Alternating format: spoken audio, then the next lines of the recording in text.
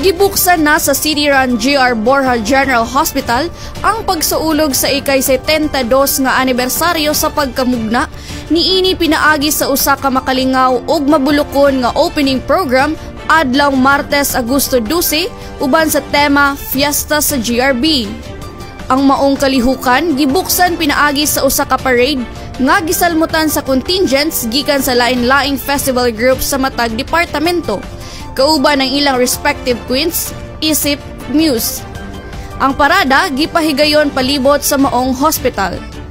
Gipanguluhan usab ni Acting Administrative Officer Mr. Sigfred D. Guzman ang torch lighting ceremony nga nagtimaan sa opisyal nga pagsugod sa selebrasyon nga gisundan sa panumpa sa Oath of Sportsmanship.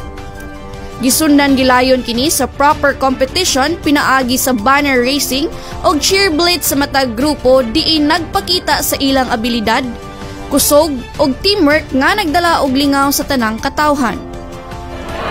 Ang fiesta sa GRB mao'y magsilbing pagbukas sa selebrasyon ato sa anibersaryo sa G.R. Borja General Hospital diin kabahin kini sa pagsidungog sa kapinunom ka dekada nga matinud-anong serbisyong medikal alang sa katawhan sa Cagayan de Oro City.